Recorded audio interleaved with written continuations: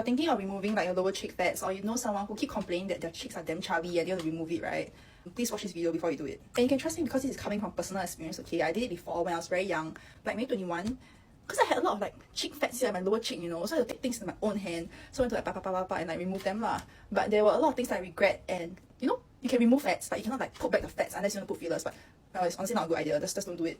Because personally, I think it was really stupid to go and remove like so much of my face fats and then spend the next few years thinking about whether I want to go and put like some facial fat transplant on my face. You probably won't believe me if I tell you that face fat is actually so good and important for the face, and it's literally the key to looking more youthful. But once you remove the face fat, you literally cannot get it back. So just be very careful about it. Okay, it's no secret that a lot of people in Singapore, right, are doing like aesthetic treatments, illegal or illegally, at a very young age. So, you know, you might be very pressurized to actually join in the trend and get a very skinny, a very sharp jawline.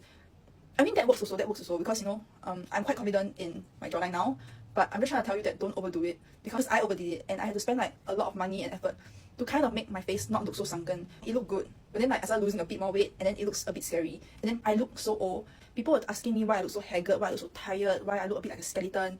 It was quite bad. The thing is, the trend about beauty is that it's always shifting, and even your own taste, right, is always shifting. So back then, right, it was a very like Vietnam, Thailand look. They want like very sharp, very snatched jawline, and that was what I really, really wanted.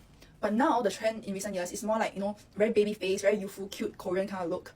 And I'm not gonna lie, I'm bought over by that also. The trend is always changing, so think hard about what you want before you do it, and think about what's the appropriate amount for you. Because I didn't think that hard back then.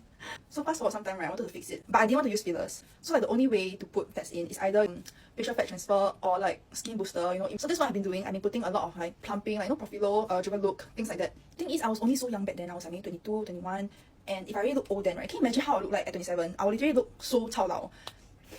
So you have to plan lah, like, you know, if you want to look super snatched at 21, you're gonna lose like facial fats every year, okay? It's a fact. When you get older, right, you will just look older than like your peers who have like maybe baby fats when they're 21 and they look like chubby balls, but at 27 they still look like a baby. My best advice is just to take things slowly and do a little at a time, and, you know, think before you sign up for another session.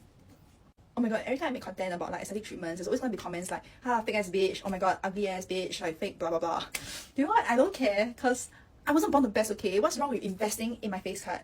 Would you rather I cry on Instagram that I'm ugly,